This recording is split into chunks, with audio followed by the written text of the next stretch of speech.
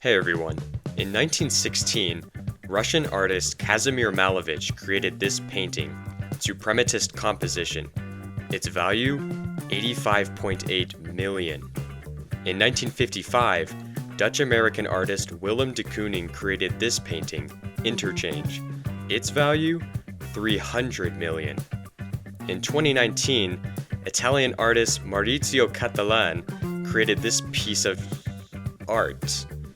Its value, 120,000.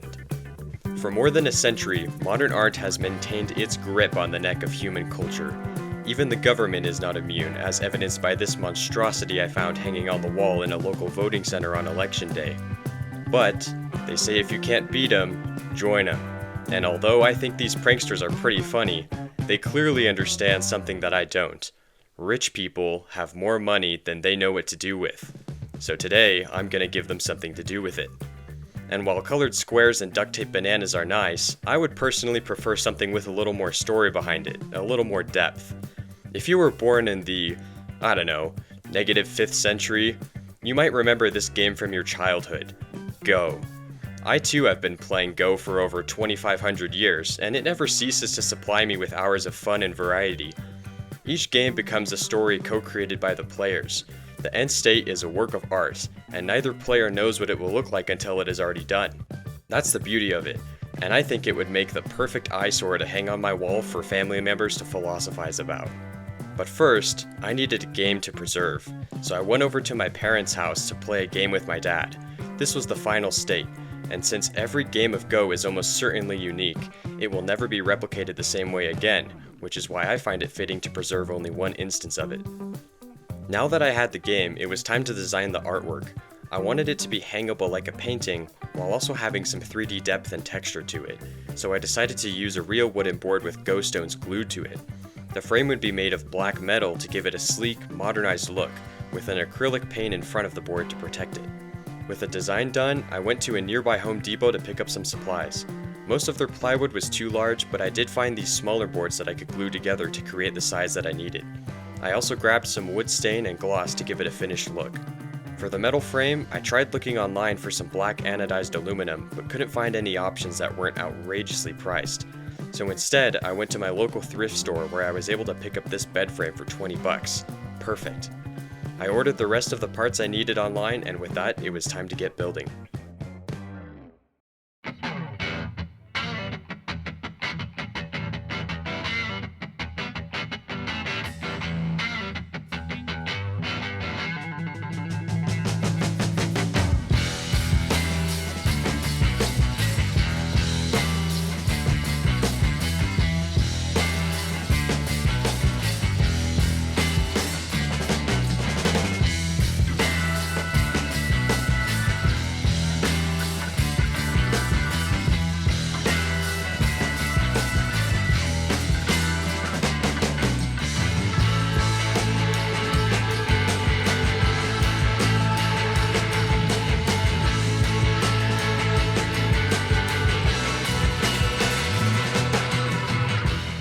Now I made some mistakes here that probably could have been avoided.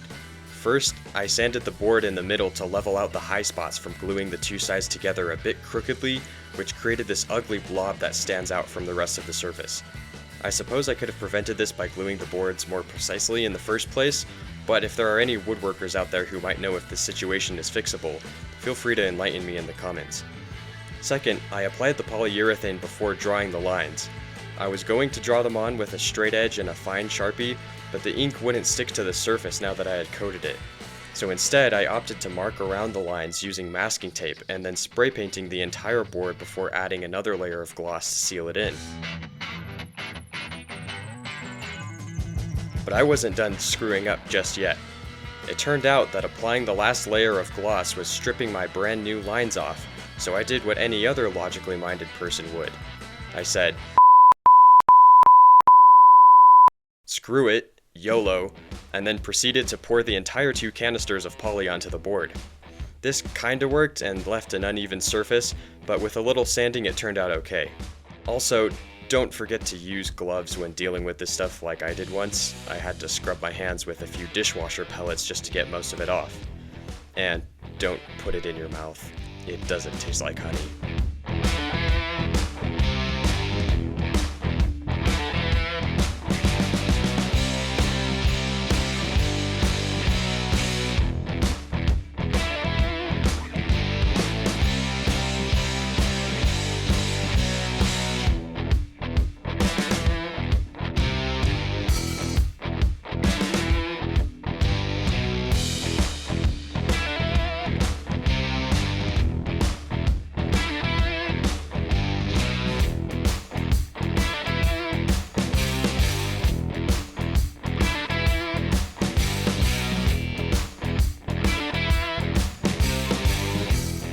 And with that, the piece was done. It doesn't look quite as polished as it could have, so for anyone thinking that its energy would be better spent in a dumpster fire giving warmth to a homeless camp, to you I say, yeah, you're right.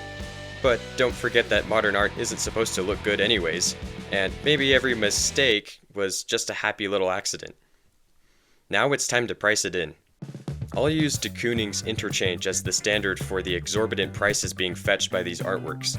Like before, his work was bought for $300 million. I estimate that I could recreate something similar with the same size of canvas, decent oil paints, etc. for about $200, giving us a markup of 150 million% from its raw material value. Now that is a pretty profit. Of course, part of the value is not only the materials themselves, but the fame of the artist. So I'm going to pretend I'm as famous as de Kooning, but instead price my artwork at a fair $19,999. This is still only a 16,000% markup on the $125 that I spent on materials, but if I ever achieve anywhere near the same level of fame as de Kooning, it will be considered a screaming deal, up to 94% off. So if you would like to profit even more off of my work before that point, then I would suggest clicking buy as soon as possible to secure it while it's still dirt cheap.